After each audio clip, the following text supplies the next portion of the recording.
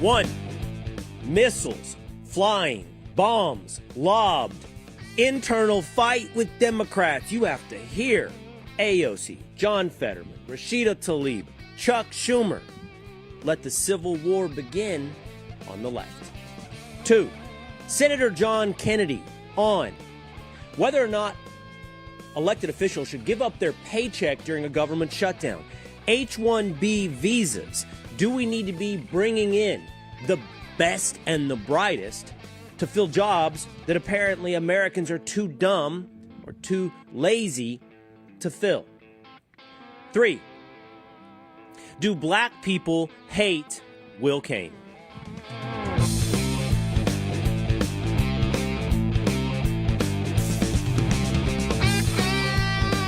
It is Will Cain Country, streaming live at the Will Cain Country YouTube channel on this Thursday. Tinfoil Pat, Two-A-Days Dan, Scott, Ed, Herman, everybody in the house today, and that's good because I'm dragging ass. Last night, went to the Dallas Mavericks to see them once again fade off into oblivion. In the worst move in sports history, the Dallas Mavericks traded away one of the top 5 players, a generational talent in Luka Doncic, and they are paying the price into eternity. And I'm paying the price this morning. But I can play injured. I can limp across the finish line. I can rally. We can hang out. You, me, the Willisha, here today in the country. Let's get to it with story number 1. Open for business. The United States government back with doors open, ready after a vote yesterday at the House of Representatives to approve the Senate's proposal to reopen the government. Several Democrats walked over to Republicans voted no to reopen the government. And in the wake of that progress, Democrats are ready to fight. They're ready for civil war. They're ready for blood. They're ready to go after Senate Minority Leader Chuck Schumer. At a minimum, says AOC. I think what is so important for folks to understand is that this problem is bigger than one person. And it actually is bigger than the minority leader in the Senate. You had 8 Senate Democrats who coordinated their own votes on this, as well as you have 2 retiring members. Many of them are also up in several cycles from now, with the hope that people are going to forget this moment. And I think what's important is that we understand that this is not just a leader is a reflection of the party, and Senate Democrats have selected their leadership to represent them. And so the question needs to be bigger than just one person. We have several Senate primaries this cycle. I know I'm being asked about New York. That is years from now. I have to remind my own constituents because they think that this election is this year. We actually do have Senate elections this year, and my hope is that people across this country actually participate in their primary elections in selecting their leadership. Running. She is running. That's the takeaway many hear in that. She is running for Senate. Yesterday, Senator Markwayne Mullin of Oklahoma said she's running, in fact, for vice president, and that Chuck Schumer is going to have to deal with the mayor-elect of New York City, Zohran Mamdani, running against him for United States Senate. But purge, that's what AOC wants, a purge of anyone that would what? Reopen the government? That would what? Work with Republicans? That would what? Not fight Donald Trump? Congresswoman Rashida Tlaib posted on X, Senator Schumer has failed to meet this moment and is out of touch with the American people. The Democratic Party needs leaders who fight and deliver for working people. Schumer should step down. Fight, fight, fight, they say. Fight Donald Trump. I guess to keep the government closed. That's sure what it sounded like yesterday when we got the vote to reopen the United States.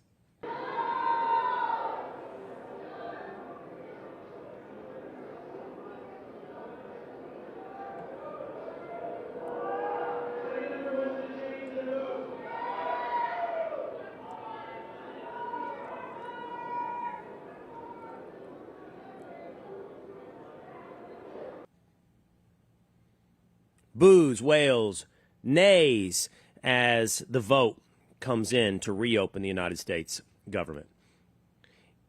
There's going to be a bloodbath on the left. Of course, I mean that euphemistically. I mean that metaphorically. I mean that there's going to be a purge. There's going to be this civil war. There's going to be a fight. Who's in charge? The socialists or the Democrats? Right now, all the momentum's with the socialists. From New York City to the newly elected mayor of Seattle to future office for AOC, all the momentum, all the energy, all the fight sits with the socialists. And we can have that fight in the United States of America. Now, not everybody's going to fight fair. Not everybody's going to fight pretty. And it's getting uglier. It's getting uglier everywhere, most notably on the left. And you're hearing it from the left. Senator John Fetterman went on to CNN and was asked about how mean and divisive everything's gotten in America. And he said, yes, but it's meanest on Blue Sky. The right would say really rough things and names. You know, some names I won't repeat on TV. But the on the left, it was like they want me to die, or that we're cheering for your next stroke, or that's terrible that depression won. Why couldn't the depression won?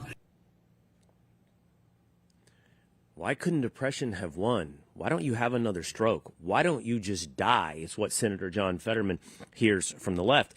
And there are others, like celebrities, that come from the left, that may still exist on the left, who aren't falling completely into line or simply made the mistake of marrying someone who works for Donald Trump. HHS Secretary Robert F. Kennedy Jr.'s wife, Cheryl Hines, actress, famous from Curb Your Enthusiasm, told that to Bill Maher. The Republicans have been very kind to me from the beginning, even from the beginning when Bobby was running as a Democrat. They weren't mean. No. And they never have been. No. And I can't say that for the Democrats. I agree. Can't say that for the Democrats. Now that fire, now that meanness directed not just at Republicans, but those that fall out of line, those that vote to reopen the government, those that don't adhere to the groupthink. Get ready for the purge on the left. We'll discuss this, plus the future of H-1B visas and whether or not elected officials should get their paycheck during a government shutdown. When we come back with Senator John Kennedy of Louisiana on Will Cain Country.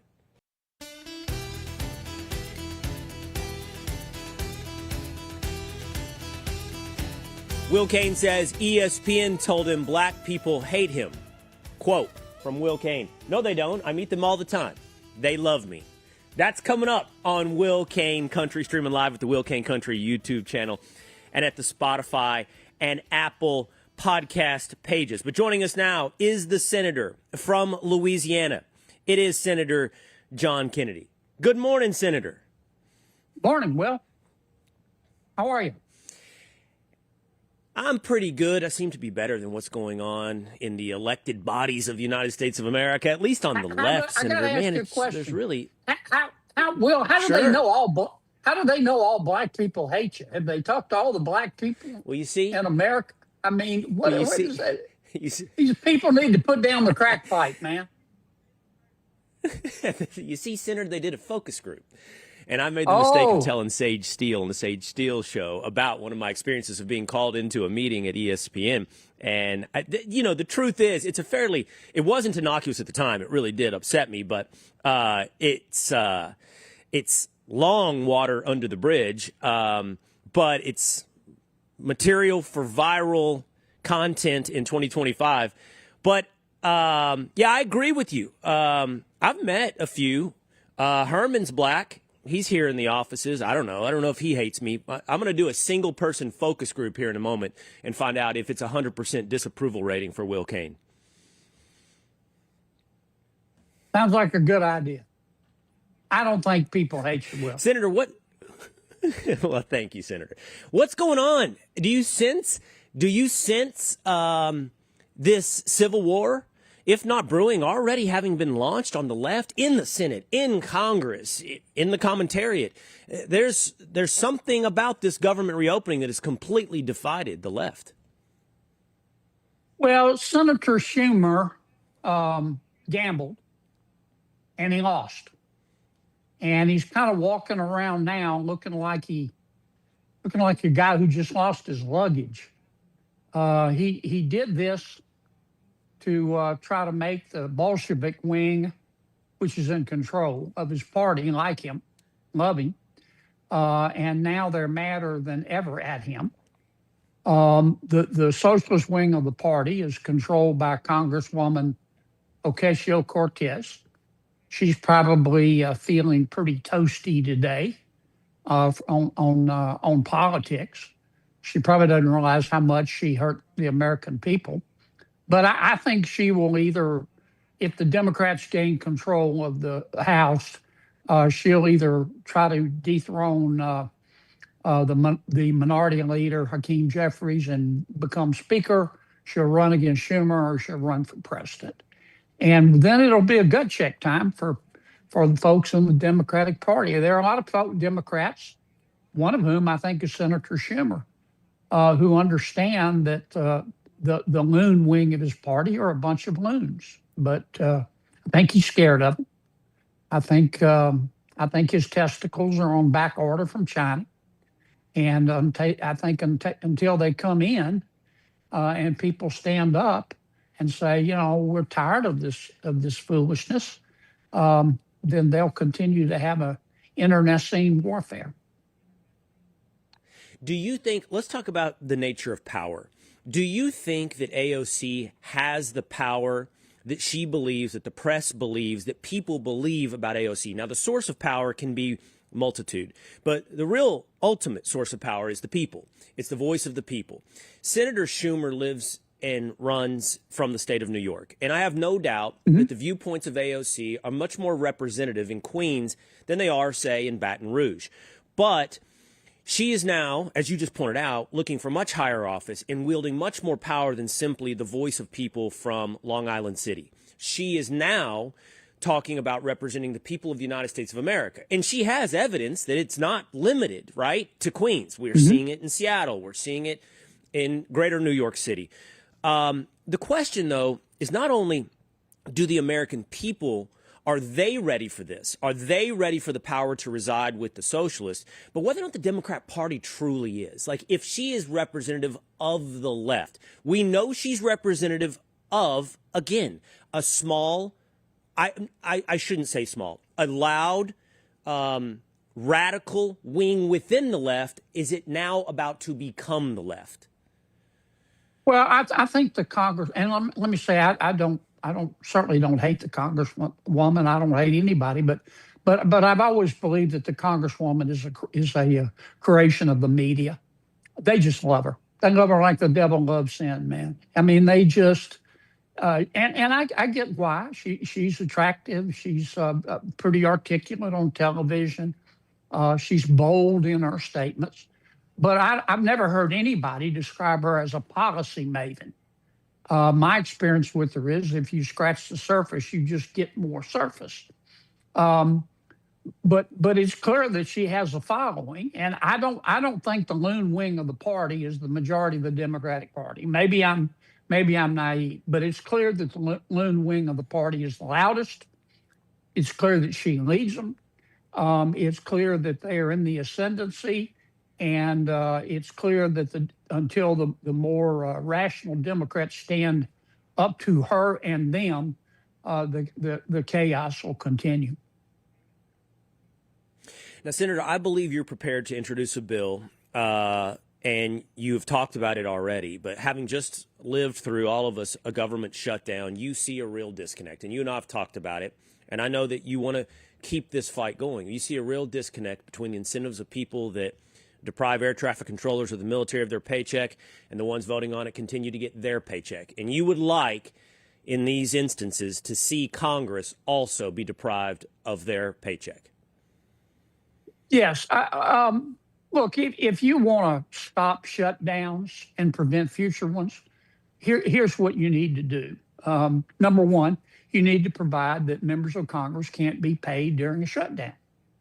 Number two, you have to provide that members of Congress cannot have to stay within 100 miles of Washington, D.C. during a shutdown.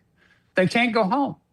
If you do that, the shutdowns, if you have any, will be very short. Now, I can't pass the second provision, but I think I can pass the provision saying that none of us can be paid during a shutdown. I didn't take my salary during the shutdown. I'm not putting down anybody who did. That's not the point. The point is to stop these things in the future. And I begged the Senate Republican leadership to let me offer an amendment to the shutdown, open up the government bill, and they wouldn't do it, providing that senators can't be paid during the shutdown, and they wouldn't let me bring it up. But I'm going to continue, and I think I'm going to have a vote in a couple of weeks. I just think there ought to be one rule for everybody, Will, and I think there ought to be shared sacrifice. And it was embarrassing for me to have to walk by folks in the military and the Capitol Police, and I didn't see any air traffic controllers, but if I had, it would have been embarrassing to walk by them when I'm getting paid, and they're not. It's just not right. It makes eminent sense, Senator. Do you think it would carry with it that big power of incentive? Do you think it would limit government shutdowns? So whoever's voting for a continued government shutdown would be severely, and I don't know who we could use as a proxy or as an example or as an illustration, but whoever that might be, we could call it Senator Schumer. Not getting that paycheck would really introduce pain and change incentive for Senator Schumer? I do think it would help.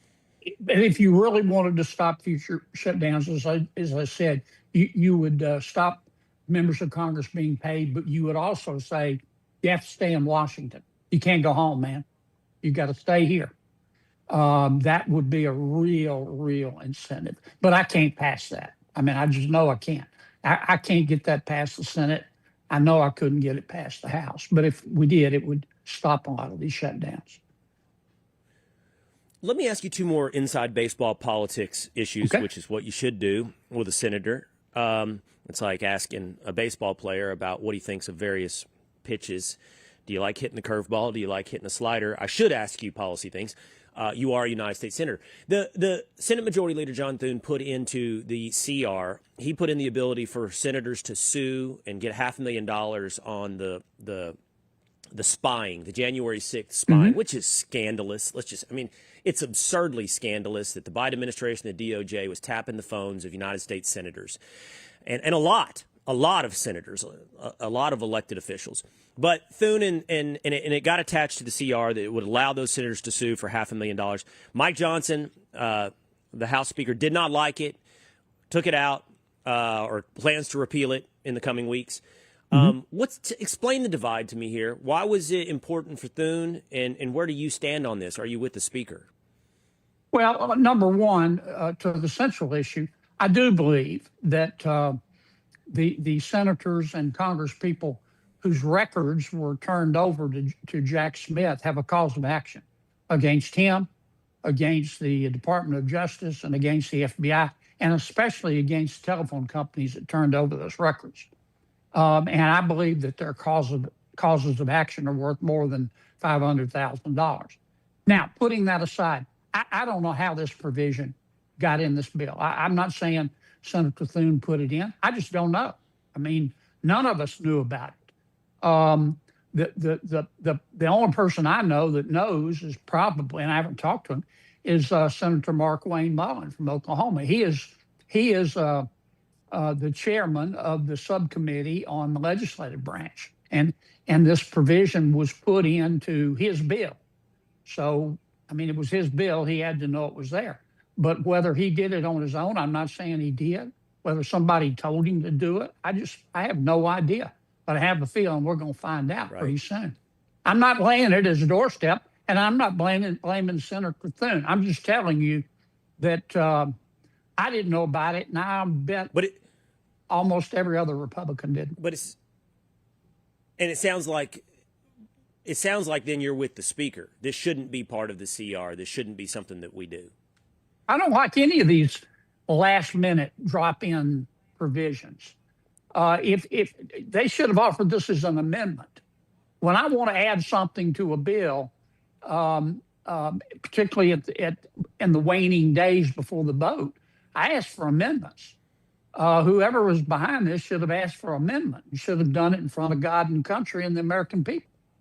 Where they get in trouble is when they go get permission and do a backdoor deal, in my opinion, anyway. But I've seen this happen a whole bunch. That doesn't excuse it, but nobody told us it was there. All right, and I think you and I have discussed this, Senator. The president's still on it. He still wants to do away with the filibuster. And just to recap for the audience where we are on this, the filibuster requires that 60 senators vote for anything outside of the reconciliation package, which gets a simple majority. Democrats have been on it for a long time. They want to get rid of the filibuster. We should point out it is not constitutional, meaning that's not to say it's unconstitutional. It's not enshrined in the Constitution, the filibuster. But over time, over roughly 100 years, it has evolved into a check on majority power. And we like checks on majority power in America. That's the spirit of the entire Constitution, is to protect minority viewpoints.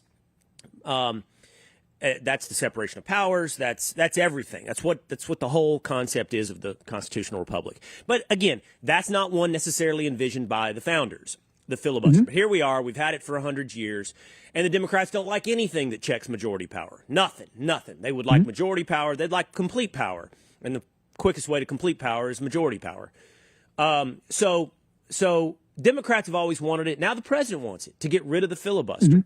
Now, the line from Republicans for a long time is no way. That's a check, again, on majority power. And what will the Democrats do if they ever get it? You know, they'll pack the Supreme Court. They'll do X, Y, Z, everything on their wish list. Add Puerto Rico, add D.C. as states. That doesn't seem to deter the president. And his rationale, Senator, is they're going to do it anyway, guys. The minute that they have power, they'll do away with filibuster, so we might as well do away with it now and get the agenda through.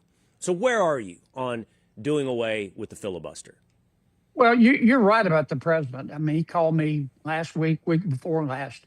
He's dug in like a tick. He wants us to get rid of the filibuster, and he wore me out over it.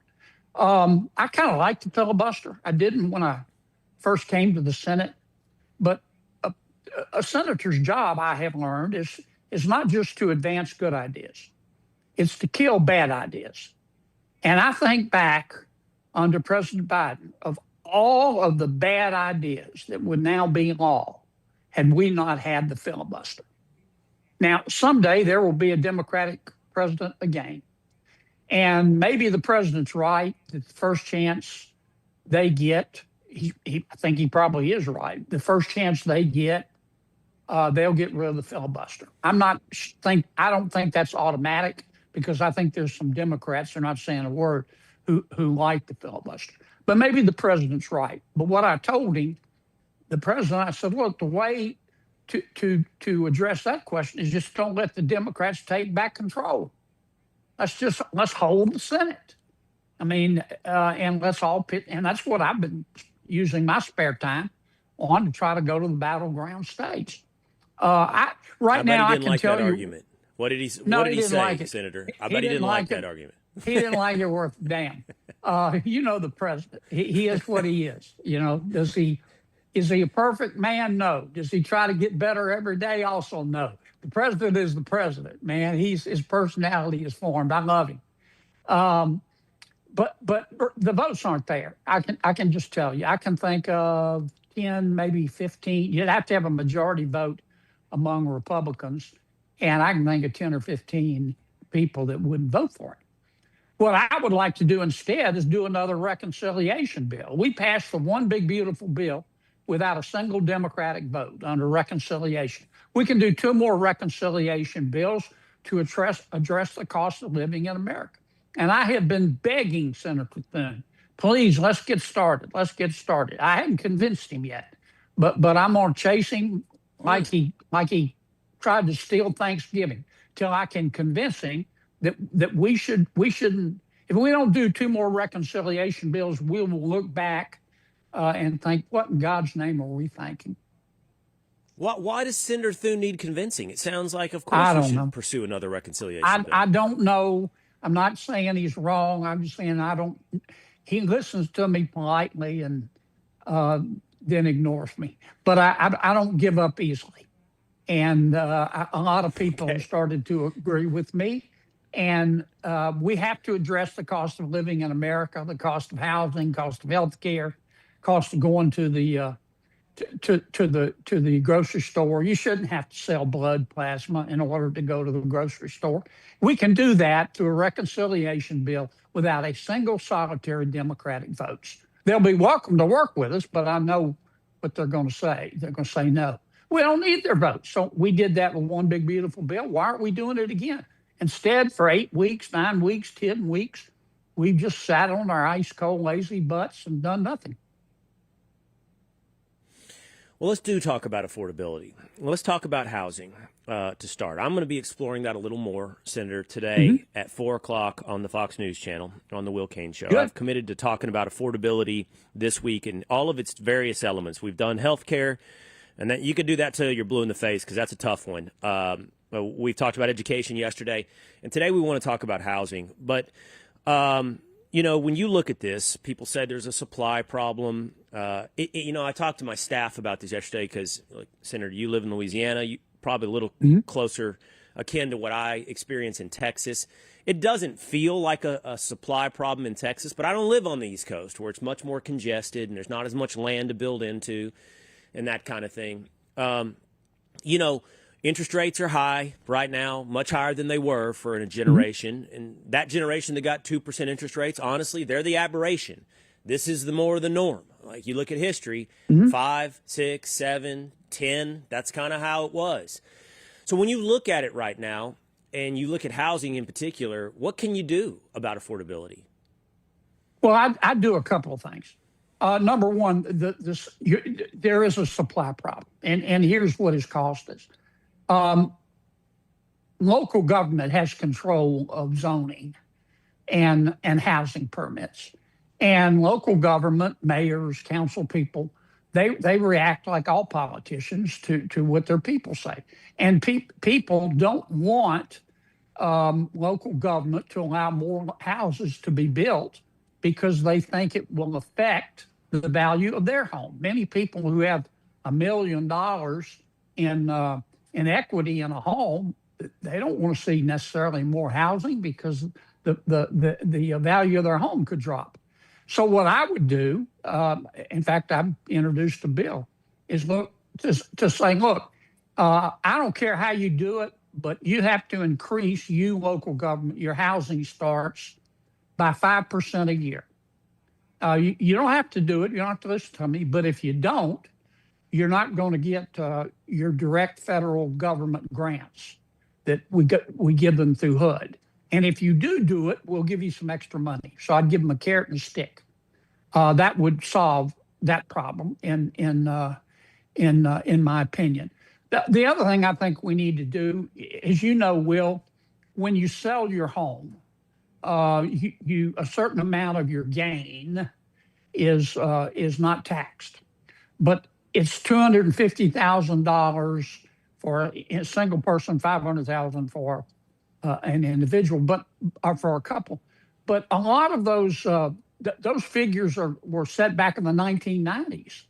With housing prices increasing so much, having $250,000 exempt from taxes is nothing. We need to raise that figure. And that way people would be more likely to sell their home and buy a new one. That would increase supply as well. The demand is there. The problem is the supply. Those are two things I do right quick. Yeah, that's interesting about local governments, and I feel like I've experienced that on both sides. My small hometown where I grew up, Senator, is on the verge of boom. It's going to be a tech center in Texas. And I can tell you, I know there's a lot of concern about the kind of homes that are going to be built. And then as an extension of that, the kind of people that are going to move into those homes. And then what do those homes look like in 5 to 10 years? And who buys them who buys the second time? Because you're talking about the transformation of a town. You're talking about the transformation of a culture, of a community. But I get what you're saying as well. You can't hang on to yesterday. Otherwise, nobody can afford a home, you know. So it is. And by the way, in Texas, we've done what you've talked about. Like local zoning is way there's way less control than there used to be. Anybody can get out of an ETJ, extraterritorial jurisdiction. Anybody can do it. A home builder can come in and throw up 500 homes, and there's not much a city can do to stop it. Is that good? I guess it's good for the supply of homes. Is it good for the community? I don't know, Senator. Well, you can still have building standards while allowing more building. I'm not saying that you should allow people to throw up cheap homes that aren't well built. You can still have standards, but you can allow more building. And I don't know any other way to increase supply other than that. Now, right. Some of my colleagues, mostly Democrats, have argued, well, the federal government needs to get into the home construction business. God save us all. No, it's got to be driven. It's got to be driven by the private sector. And when it takes you 2 years to get a permit, and then you get sued 20 times before you're allowed to build a subdivision, and you're paying interest on the money the whole time, that's not conducive to more homes. So there's a lot of people that argue as well, immigration is tied to supply or increased demand when it comes to housing. I want to talk to you about immigration. I think we've talked, all of us, everyone has talked at length about illegal immigration. And we have talked about, I think, although probably not enough, deportations. Deportations not limited simply to those, to listen to Secretary Noem, who are quote unquote criminals and terrorists, but, deportation of illegal immigrants who are not supposed to be in America, even if they're good people doing good jobs. That has an impact on the wages of Native Americans, and it has impact on a whole host of things, including housing. Yesterday, based upon the president's interview with Laura Ingraham on Fox, I talked about H-1B visas, and we've talked a lot about this, and it's a real divide among people who have otherwise a ton of agreement. And that divide is, do we need to be bringing in the best and the brightest to do jobs that quote unquote Americans cannot do or are not skilled enough to do? I have real trouble with that idea, Senator, to be blunt and upfront with you about it. And, I had this debate with Senator Mullen recently. And I heard Treasury Secretary Bessent, we're talking about a 2-3 year window where Americans are getting up to speed on jobs that apparently somehow we forgot how to do. I don't know how we forgot to do it. We put men on moon on a 9-year time frame, but we've forgotten how to build a submarine or whatever it is to run cable, to run the internet. I don't know where we forgot how to do everything good, but apparently we have to import, hundreds of thousands of people from India and some from China to do what we can't do anymore. That's the argument I'm told on H-1B visas, Senator. Points. H-1B visas have been abused. I mean, they have. And the tech companies abused them. Number two, as fast as artificial intelligence is moving, for example, and the need for computer engineers, we're not putting out enough of them. India is. I have no problem with. Why? Look at our universities. Yeah, why? Look at our universities. On the other hand, they're a mess. On the other hand, I'm told that our universities need to bring in 600,000 Chinese students, and our universities are top in the world, and they all come here to get educated. So I'm trying to figure out where they're whipping our ass. Is it in K through 12? Is it in university? I'll buy the K through 12 thing, but I'm having trouble figuring out the why. Well, the reason that universities brought in so many international students was the money. I can tell you, just follow the Benjamins. It was the money, because these foreign students pay full freight, and a lot of them were in graduate school. But that's a separate issue. The other issue is when you have a shortage in a booming area like AI, artificial intelligence, and you need more computer engineers, rather than spend the 2 or 3 years to train, I have no problem using an H-1B visa to bring in folks from India. China gives me pause, man. We had a program under President Trump during the first term to pay careful attention to the Chinese students and professors who were in our universities for security reasons. President Biden got rid of the program, but I've always worried about that. Do you think, Senator, you said at the outset you think H-1B has been abused. And there's a lot of ways that you can quantify abuse. One of them is, I mean, I think you'd probably agree with me. You do create a depressing factor on wages with H-1Bs. And I know this anecdotally to be true because the H-1B visa holder is beholden to the employer, thus depressing his ability to negotiate for a wage, bringing the whole thing down for the American as well. And so you've got a foreign worker that has to work for a lower wage in order to keep his green card. And the American worker is now uncompetitive because he's got to, he wants a real wage, not the depressed wage of a green card holder. There's that. But do you think that we are truly limiting it to the best and the brightest? Like I see these job listings. I see that a bunch of it's for entry level and junior level stuff, and, some of it may not be true, but it's bouncing around social media. There's register clerks at 7-Eleven, and there's people doing jobs that don't seem, at least, and I don't know how to quantify it, Senator, don't seem beyond the capabilities of Americans. But there's been abuse. I mean, the big tech companies, they're not in there for doing what they're doing out of the goodness of their hearts. They want to make money, and there has been abuse, and we haven't properly, in my opinion, regulated them and supervised them.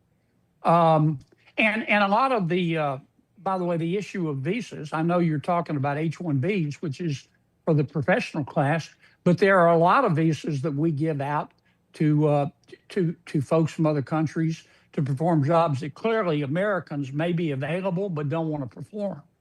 I mean, in my state, for example, peeling crawfish.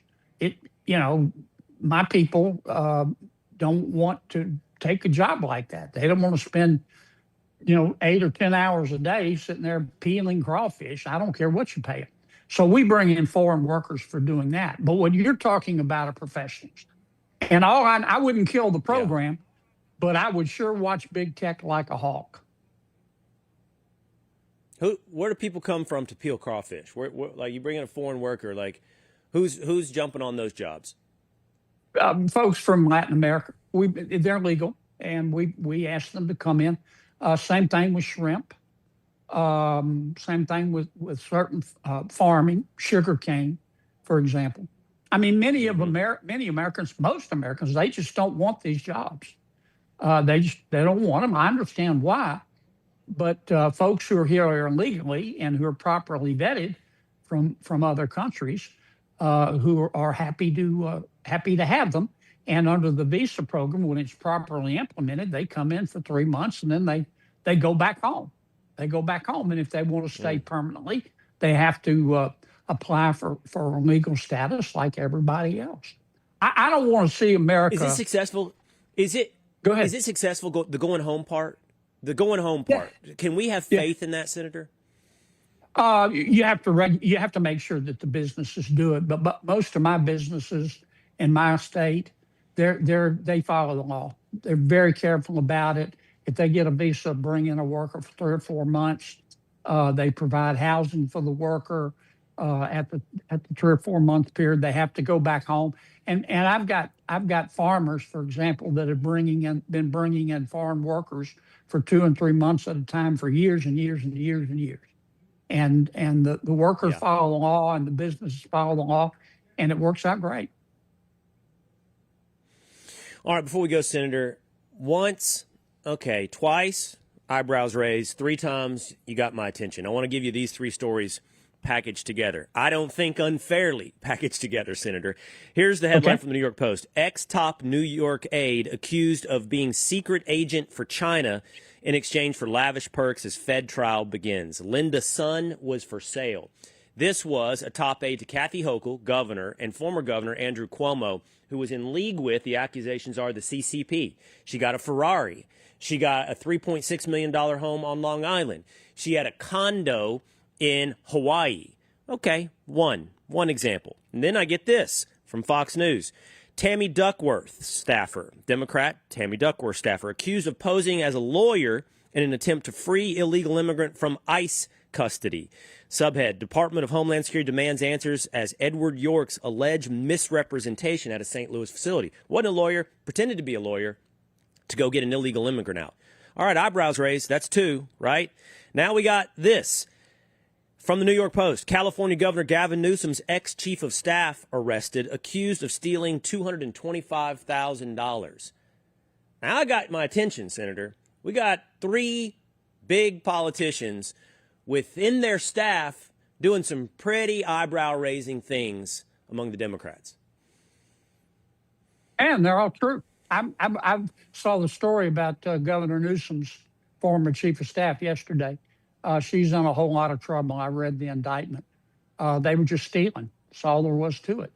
I consider it immoral when a senator's staff person lies in order to help somebody who came into our country by breaking the law. Just don't think 2 wrongs make it right. And in terms of China, I'm not saying that everyone from China who comes to America is a spy. I'm not saying that, but a lot of them are, and a lot of these Chinese students may come here innocently, but their families are back in China. And the way Xi Jinping works and the Communist Party of China, they called up the American student or the student in America studying, and they say, you know, you're going to get us information. And the Chinese student says, I don't want to do that. And they say, well, you know what? Your family's back here in China. It'd be a shame if something happened to them. These people are relentless. Yeah. They're ruthless, and we've got to constantly monitor that sort of thing. You can't trust them. They'll steal the hair off your head. That's just the way. The Communist Party of China is. Senator, I sure am. As much as I enjoy having you on television, I'm enjoying these conversations much more. They're very, very thoughtful. They're always funny, but they're even more thoughtful, and when given the time, I appreciate that. I don't think we've ever met in person. There's a chance somewhere in a New York studio. We had to both be in the city for some occasion. So I'm left curious. I don't remember. I think you're taller than one might expect. So I'm going to put the over-under. I'm going to actually go 6'2". Over-under, Senator. I used to be 6'3". Well, actually, I think at one point I might have been 6'4", but I came to Washington and got beat down. So I'm probably closer to 6'2". But yeah, when I played basketball, I was a shooting forward, and I like to shoot. Oh, like Cooper Flag. Yeah, I didn't necessarily make a lot of them, but I wasn't bad at ball handling. But I just played high school shooting ball. But forward. Yeah, Antoine Walker, famously of the Boston Celtics, said, I'm a volume shooter. So it doesn't matter how many you make as long as you jack them up, Senator. I had no problem jacking them up. I would jack. I mean, that wasn't my problem, Will. It was the going in part. Larry Bird in your own mind. Larry Bird in your own mind. Awesome. When he and Magic Johnson competed, man, that was basketball. What about football? Before we go, what about football? It's rough in Baton Rouge, and my governor. Tigers I like the governor. Boy, he's on the warpath. He's not going to let you do any $50-70 million buyouts apparently in Louisiana. Well, the problem is I don't know how we're going to get a coach. I mean, the market is the market. I know, and I know how the governor feels. That's a lot of money, but just like the old expression, it's not bragging if you can do it. These coaches, that's what the market is. And I'm not going to say anything bad about Coach Kelly. I think he did the best he could, but in Louisiana, when you're paying somebody that kind of money, you're expected to win. My concern, and I gave a speech on the Senate floor about this, was there have been a lot of national headlines, and I wanted people to remember that LSU is a lot more than just football and basketball. It's a great flagship university with a really lot of bright kids. We've got 60,000 kids trying to better their lives and get an education, and I don't want us to lose sight of that. But LSU football is a big deal. It's kind of like University of Texas. If I remember correctly. You're Vanderbilt, right? Am I remembering correctly? You're Vanderbilt? Oh, yeah. Anchor we down. Talked before the doors. game. We haven't talked after. Oh yeah, just not in Austin. Just not against UT. Doors are doing great this year. I mean, again, just not against UT. Just not against UT. Look, that young Manning boy you got there at UT, man, he's going to be a great one. I'm just telling you, I think so too. I think he's going to be unbelievable. I watched his brothers struggle when they started out, but they turned out okay, and his granddad did too. They did. It's coming together for him. It's starting to come together. Always good to hang out. Thank you so much for your time today, Senator. Thank you, Will. You're the champ, man. Thanks. All right, there you go. Senator John Kennedy of Louisiana. All right, we're going to take a quick break, but don't go anywhere because we are going to get into the story of whether or not black people hate Will Cain. It was the headline at Awful Announcing based upon something I said in my interview with Sage Steele. We got that, plus the Daily Signal's Rob Bluey coming up on Will Cain Country.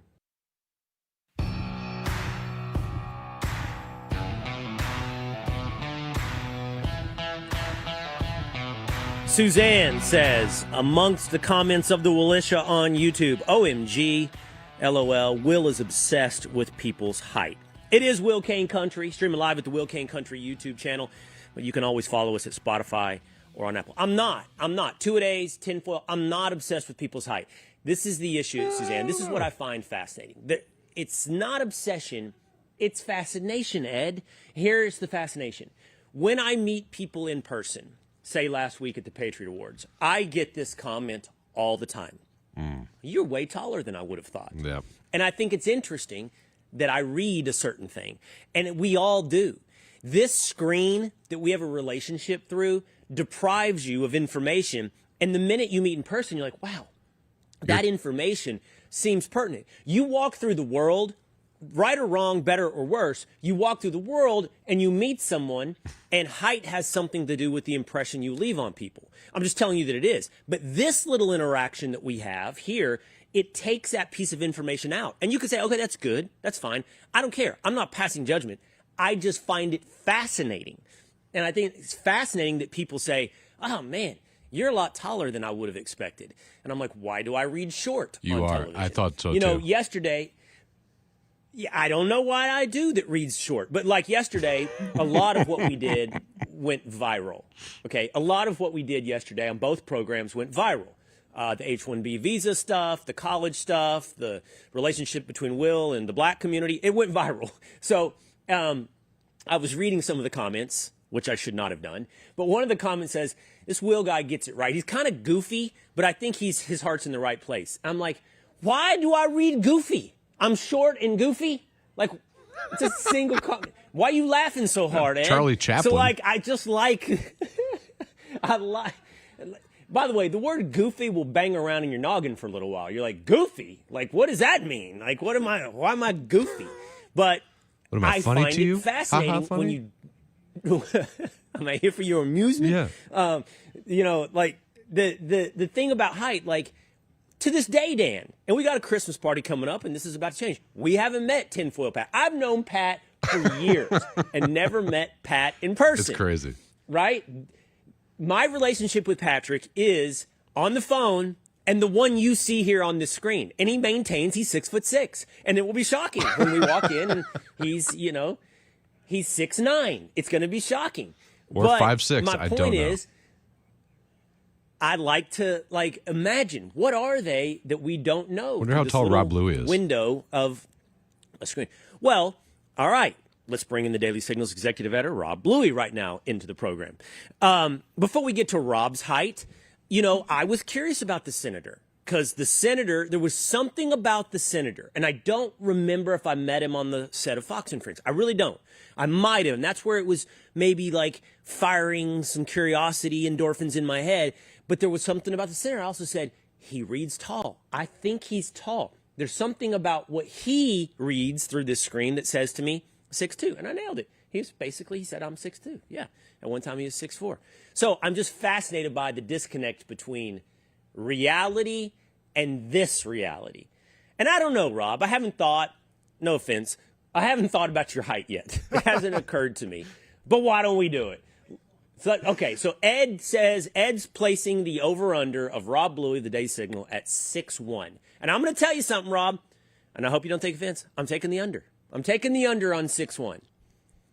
You got it, Will. 5'10".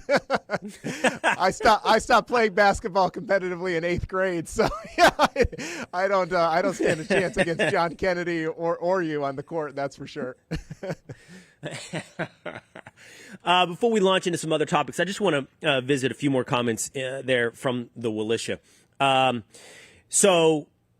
Drew, Dana Anderson says, these houses are cheaply built, but selling at $400,000 and upwards. It's not worth buying. And I think that's the point I'm trying to make to the senator. I am concerned. I understand deregulation in the housing market, giving more power or taking away power from localities and local governments to control the housing supply. But I'll be honest with you. I have some concerns about the quality of houses that you all of a sudden greenlight. And then there's Jay Lewis says, y'all need to get Senator Kennedy's new book. He's hilarious. Imagine if he was Senate Majority Leader. So much would get done, and we'd have comedy gold. And Haunted 1989 said, I love this man. You should check out Senator Kennedy's book, How to Test Negative for Stupid. Now, Rob Bluey of the Daily Signal. What do you think, man? You're young. What do you think about all this affordability stuff, probably most notably in housing? Yeah, it's a problem for young people. I mean, I hear it all the time, and I worry about my own kids and what it's going to be like when they're in a position to enter the housing market, if they can even afford to do so. And I do think what the senator was talking about, I agree. Like there is a lot of regulation. There's probably too much red tape, and we can reduce that. But, I also think one of the other factors here, Will, is that houses today are quite different from the houses of several generations ago. And my house, I think, was built in the late 1950s. It's certainly not some McMansion in a neighborhood like you see going up today. And people seem to just need more space. Maybe if we consolidated and didn't have so much stuff around, we wouldn't necessarily need to spend so much on housing. And I think the other factor that I worry about here is that, people oftentimes want to do things in a certain order. And so if they delay buying a house, it might also mean that they're delaying having a family. And that means fewer kids potentially. And that's, has generations of ramifications for our country. We already know that people aren't having enough kids to meet the replacement level in this country. So all of these things are connected in a way that does have long-term ramifications for the United States. Boy, you're right about the, I don't know if the word is quality, but the expectation when it comes to housing. I'm older than you, Rob, and I think about the houses, in my hometown growing up and, going to my friends' houses. Man, they're nothing like, and I worry about that for my hometown. So the houses that would have been built in the 50s and 60s, I'm telling you, nobody wants to buy those because they're standard 3-bedroom homes. Let's put they're 2,500 to 3,000 square feet homes, and you go look at what people want now. Like they want square footage, and it's more, what do you call them? Development plots, houses, all kind of in the same architectural style than what I grew up with. That's the thing now, and it has been for 20 years. But what people expect and want in a house, man, it's way different and maybe it should be. I'm not saying that's wrong. Maybe that's the progress of a growing economy, but it's just the demands on housing is so different than what it was 40 years ago. It sure is. And let's face it, people, if they come out of college or they have a huge debt from student loans, they don't necessarily have the money to make a down payment on a home. Now, my wife and I were fortunate that we often talk about, if only we got married a year earlier. Why did we have such a long engagement, for instance? Because even at the time that we got married, which was 2003, waiting a year in the Washington, D.C. area meant that we paid a lot more for a home because that was when the price was going up significantly. We got into a 5-year ARM. Fortunately, we got out of it in year 4, so we didn't have that balloon payment that was going to hit us. But I worry about a lot of young people today who are just in a situation where they can't put that 20% down. Their parents probably can't afford to give them a loan because of their own financial situation. And so then you're left in a situation where they're either spent rental in a rental property, or they have to move so far out of a city location, that that the commute is terrible and they don't get to spend the quality time with their kids and families. So yeah, it certainly is not a great situation, particularly if you live in an urban area. And so maybe this is a return to some suburbs and exurbs that we've traditionally seen in the past. So yesterday, Democrats released, Rob, emails, Jeffrey Epstein emails, and the way it's being sold is that it further ties Donald Trump to Jeffrey Epstein. Well, if you look into it a little deeper, you come away with a couple takeaways that are revealed from these Jeffrey Epstein emails. Number one, journalist Michael Wolff, who's behind a lot of this stuff, he hates Donald Trump. He was coaching Epstein, pretty shockingly. He was coaching Epstein, like almost play-by-play, on how to blackmail Donald Trump. And then you say, okay, well, why blackmail Donald Trump? Because there's some implication or suggestion now, if you look into these things, that it might have been Donald Trump, by the way, that was pointing the finger at Jeffrey Epstein. Like, we don't know for sure, but blowing the whistle on Jeffrey Epstein. But the real key is they released a email, and the victim's name is redacted, and that's, of course, meant to imply we're protecting the victim's identity, and it suggests that Trump was connected to the victim, right? But we already know the victim. The victim's already out there, and she is deceased. She committed suicide. It is Virginia Giuffre, and we know Virginia Giuffre has already said several times before she died, nothing, no Donald Trump misbehavior, nothing whatsoever. So now they're using this, and I think that Bill O'Reilly put it well, as it's all innuendo. It's innuendo, but it doesn't serve the narrative that they're actually put forward. But look, a lot of people ride the surface of news, right? So the headline, the surface is all you need. Here's the headline from the New York Post, an opinion piece by Miranda Devine. The left is pushing another desperate anti-Trump hoax, a false Epstein smear campaign. What do you think, Rob? Yeah, I agree with Miranda on that, and I thought you put it well there, Will. This is another situation where the Democrats were selective, obviously, in the emails that they wanted out there.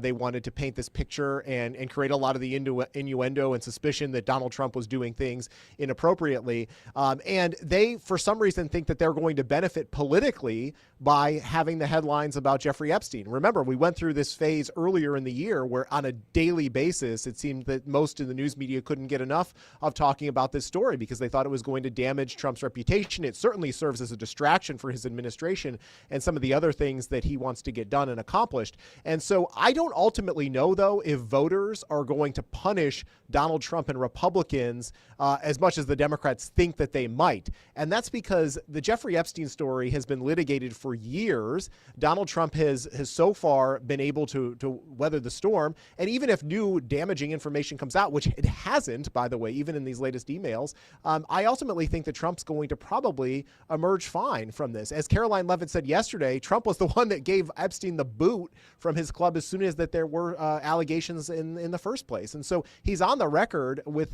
taking a tough stand against Jeffrey Epstein, and I think ultimately he'll be vindicated. Yeah, I have mixed feelings on this, as I've made clear. I don't think the Jeffrey Epstein story has been litigated sufficiently. I think that the Donald Trump salacious angle of Jeffrey Epstein has been explored sufficiently.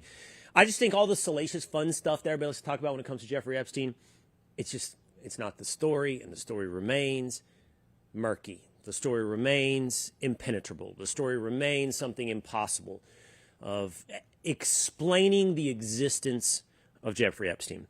But, we'll continue to pursue that as long as supported by, real facts.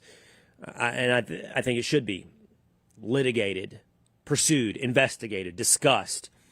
It's just, there's too much of a block around the story, Rob. That's my feelings on it. But that's true. I agree with you on that point. I think that transparency here is a good thing. I think that the American people should know more. The problem is you want to do so while predicting some of those victims and being able to obviously hold those who were in a position with Epstein accountable without necessarily releasing all of the information for those who may have been named in some of the documents who did no wrong.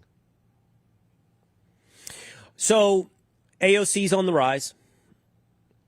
Zohran Mamdani's mayor of New York. I believe her name is Katie Miller's the new mayor of Seattle, an avowed socialist. I think she lives with her parents. And all across the country, in isolated pockets at least, you're seeing a rise of what's really, really, really far left. Right now, he's down 19 points. But Graham Plattner in Maine, running for Senate, is about as extreme as it absolutely gets. Democratic Socialist Rifles Club, Nazi tattoo on his chest. Here's the latest from Graham Plattner. Graham Plattner condemns Pete Hegseth's toxic masculinity after years of homophobic comments. I'm going to read. Something that I think is just beyond infuriating at this point, says Plattner, is watching the Trump administration, watching Pete Hegseth, who was essentially like a walking avatar of male insecurity, just use militarism, use war as this kind of way of displaying toxic masculinity that they embody and they look up to. And so much the ire has been directed at the LGBTQ plus members of the service, which is horrifying because they're the ones who've been serving. We also know that for years, Graham Plattner's been on Reddit calling people, I don't even know what I'm allowed to say, homophobic, you know the word, the F word, homophobic F word, and things like that.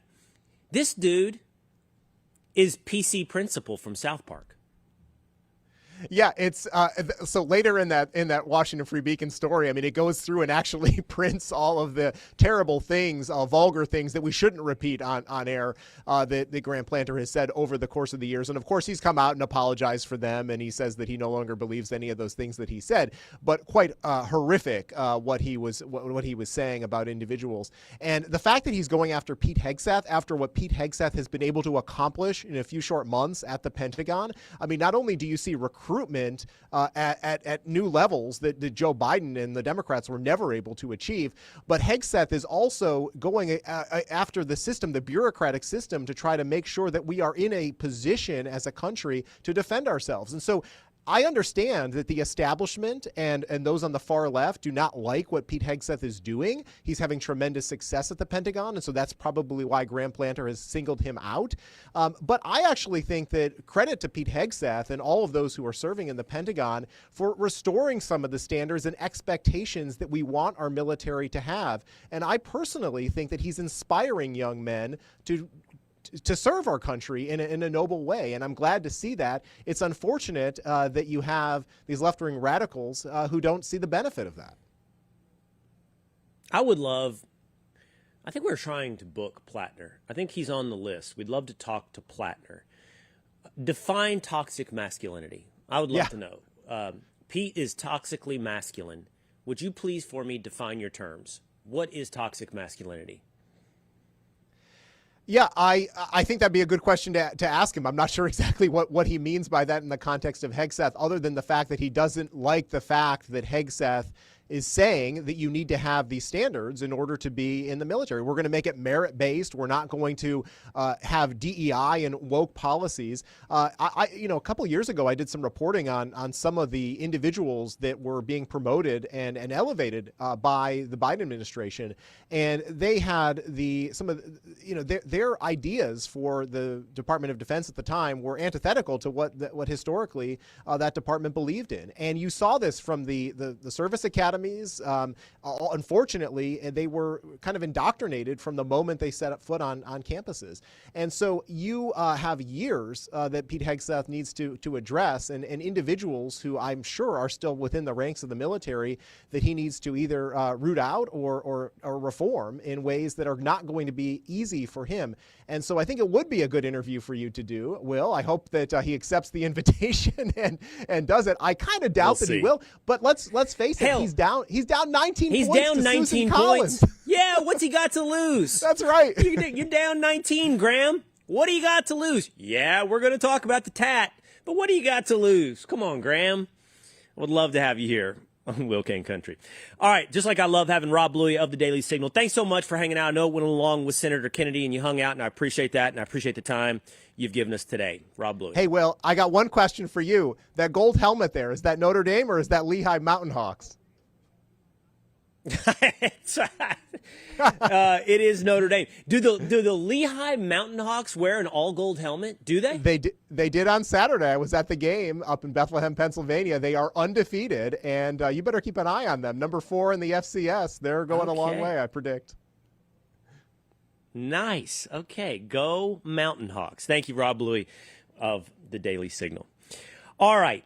today, before we go, we're going to do a little addition of Final Takes. We're going to bring in Tinfoil Pat, Two-A-Days Dan. And I think, Tinfoil, we should start here.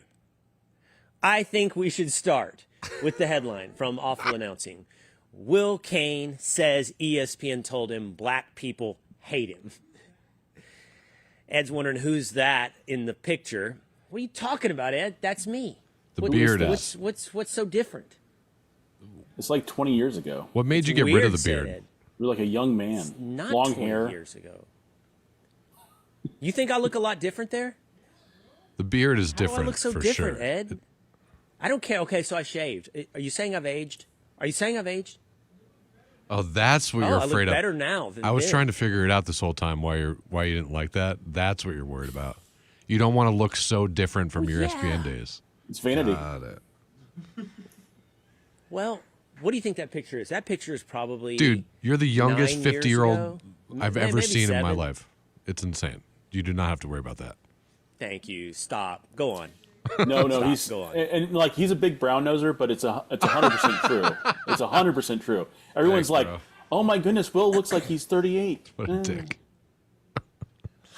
38. That's a good number. I'll stick at 38. You could be Bank my it. age, honestly. I'll bank that. No whammies. 38. This is based upon, first of all, Awful Announcing is awful. It's a huge lib outlet, and everybody that follows it is hugely lib. And, you know, when President Trump appeared at the Washington Commanders Detroit Lions game on Fox with Burkhart and Vilma, I saw the post from Awful Announcing, and you read the comments, and they've self-cultivated an audience right now that is, you know, absurd. But this headline they managed to craft together is actually something that went viral, so much so that I got a text from ESPN, a former ESPN management this morning, who, by the way, for what it's worth, happened to be black. And he said, LOL, this is really funny. And I said, I know. I can't believe it went viral. And I said, the thing is, it's true. I was told this. And he goes, oh, I know. I was told it, too, in meetings. So here's the story. And by the way, I harbor no ill will. No, I'm not mad. I was at one point. But, you know, and I have tried to maintain this thing where I don't really. I saw Adam Carolla asked a question by Megyn Kelly about his relationship with Jimmy Kimmel. And she was like, how does that continue? How do you guys still have a relationship? And with, you know, everything's so different. And Carolla says the first thing, which is 100% true in the way I believe. He's like, are you kidding me? Like, life is about so much more than politics. It's about your faith and your family. And he goes, all the F words. Think about them all. Faith, family. There's a lot of things to talk about besides politics. And he goes, but also, Jimmy Kimmel gave me my start. Like, he literally took me out of doing boxing training and home construction and put me into the entertainment business. And he goes, one of the worst things you can be in life is an ingrate, like ingrateful. And I agree with Adam Carolla on that. And I respect his withholding his fire or whatever it is in not going after Jimmy Kimmel. I have no such relationship with Jimmy Kimmel and feel no need to do that. But I look back on my employment at various places and the people that I worked with a great amount of fondness. It doesn't mean it was always great. There was ups, there was downs, there was with certain individuals, the relationship had ups and downs and good and bad, because you know what? That's life. But so I look back on this, and I've been very reluctant to talk about ESPN, very reluctant to air even if, and I ask myself if it's the right thing. I really do. Like, if I think a certain thing, should I withhold what I think? My old boss did. Because your old boss did what? Withhold what he thought? No, he said everything about ESPN. That's true. That's true. And by the way, they probably would love to have him back. So it's not a play. At no point in my career will I ever end up back at ESPN. It's not going to happen. I don't desire it. It's just not. I love being at Fox. I just don't want to be an ingrate. And I don't like gossip. And I don't like back talk. And I don't like these things. I just don't like it. I'm not being holier than thou. I don't like it. So I don't spend a lot of time talking about ESPN. From time to time it comes up, you know, and I will try to address it. It came up in an interview with Sage Steele. A lot of things did, for that matter. There are other things in that interview that I talked about that I don't talk about a lot. So good on Sage that she asked the right questions. I talked about my personal life. You know, I talked about my father. I talked about some things that I don't talk about. Not because I actively avoid them, because I don't like running them out there. They're not my flag to fly. But I also am not going to avoid it. If you ask me direct questions, I'll give you direct answers. So she asked me something that led me down this path, and I can't remember what it was. And I told her a story about a time that I was pulled into a meeting, and I was told, and there was a lot more going on in this meeting about the future of a lot of shows I was involved with and this kind of thing. And by the way, for the record, I don't think the lefties are listening to clip it, but just so you know, I don't think you're trying to be right. So this is wasted breath. You're not trying to get it right, but just so you know, like, I rated on every single show I've ever been in my career. Wow. I'm not bragging. I'm telling you the truth. When I go on First Take, the ratings go up. When I did the Will Cain Show on ESPN Radio, the ratings went up. When I do Fox News, ratings went up. It's a fact. I'm sorry. It's true. You can hate me, but, what you don't get to say is that nobody liked me. Somebody must have liked me. Ratings went up. But I was told in this meeting, hey, we did a focus group, black people don't like you. And I did say, I said, that's not true, I meet black people all the time. They love me. Like that subhead reads right here. And then I was told, this is a literal conversation. I'm basically giving it to you word for word. Well, black people are polite, so they wouldn't say it to your face. I said, okay, well, what do I do with that? But the long and short of it is, there wasn't a point to that other than it didn't matter. I'm not changing what I say. I say what I say and let it fall where it is, And that's what I did on First Take. That's what I do now. You can love me, you can hate me. I'm not going to tell you I don't care, but I ain't going to change. I'm not going to do it differently because I find out you don't like me. Now, we could talk about what opinions that I had on First Take that might have led a focus group to go in that direction, but Pat seems to think it's my sports takes. Pat seems to think it's my opinions on Josh Rosen as a quarterback or the Dallas Cowboys, to which I say, go fly a kite, Pat. That's the nicest way I was thinking in my head. I was running through, and somehow I ended up on go fly a kite. My sports takes are impeccable, Pat. I have been proven right on almost everything. I'll bet you I'm batting 800 on sports. Nobody bats 1,000. I'll bet you I'm batting 800. 800. And way ahead, taking edgier positions and getting it right. Who was right on Luka? Me or Stephen A or Max? Stephen A was on Bagley. Max was on DeAndre Ayton. Who was on Luka? Me. I was on Luka, okay? And that's just one example. I got them all right, basically, or 80% of them right. So it ain't the sports takes, and you and I both know it. It was the cultural takes and my declination of calling everything racist. That's it. You want it in a nutshell? Will wouldn't call everything racist. And that's where that came from. How dare you? But anyway, yeah, how dare I? Patrick thought it really funny and fun, and we talked about it yesterday, so he grabbed a few of the comments under these articles. And so let's just see what people had to say. The people out there said, Will Cain never fooled me. One thing I can always spot is a bad actor. Does he mean like a performer, a bad performer, or a bad actor? Like a bad apple. JM doesn't. JM says, I'm not going to buy this, but Stephen A wasn't a fan. It was pretty obvious. Hate to break it to you, John Martin. Stephen A and I are boys. Not always in alignment, not obviously always in agreement. Not best of friends in the world, but Stephen A and I are friends. JC, former world champion. They did, meaning black people did not like me. He says, white people too. And most Asians and Hispanic and Latinos I polled also. At least you're diverse, Naive. Yeah, I mean, I've got 100% disapproval rating. Every race. Yeah. White, Asian, Latino, black, 100% disapproval rating. Naim Alameen says, Will Cain just had dumbass sports takes. I've heard that that's a burner for Tinfoil Pat. Yep. And then Uncle T says, well, I'll speak for myself. I do hate him. I did see a lot of comments, boys, were like, don't let black people have all the glory. White people hated Will as well. You're taking it well. What do you mean? Well, that's a lot of... How else would you take it? I think Dan would have cried if he had something like this written up about him. You have no idea the hate I got when on my old show. It was brutal, and I wasn't able to talk back to it either. It was tough. More hate there than when you let your trans flag fly on Will Cain Oh, country? God, no. But still. You get more hate here Oh, yeah. than on Dan Patrick. Yeah. Really? Yeah, Come I think on, people. Dan's great. He's wrong. No. I'm joking, but like sports takes wise, sports fans actually tend to be rougher sometimes than, news politics, I would say. People get really, really defensive about their teams. It never, Dan, it didn't really bother me that much because, listen, what I told Sage was we were talking about the nature of debate, and Stephen A. and I think we were talking about our relationship, and I grew up a certain way. I grew up, my dad was an attorney, and dinner was like a debate on almost anything. I remember vividly having a debate. I remember vividly having a debate with my dad because whatever year-old Will told him McDonald's made the best hamburgers, and he was apoplectic, and he wanted to tell me about this hamburger and that. And I'm like, over 2 million served, Dad. I mean, in the numbers. Look at the numbers. I have facts. And and he debate, but we'd go back and forth on everything, and then me and my brothers, but debate was never like.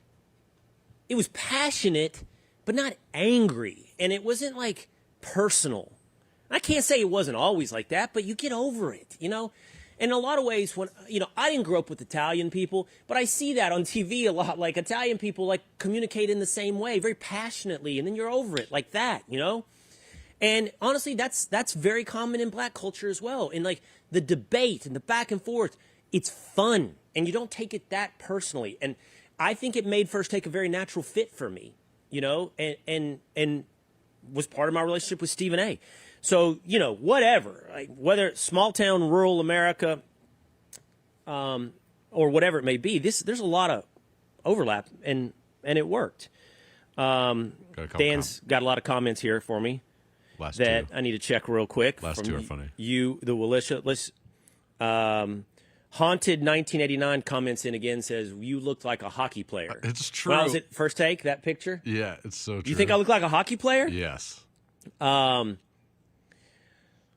playing wing for the Dallas Stars. Yeah. Will Cain. That looks like a hockey player Yes, right there. Absolutely. Yeah, the beard. Yeah. Some lettuce. I can see that. And then Willa Knotts says, Will needs to do his own podcast. He can talk with anyone. He is very intelligent and doesn't have an ego problem.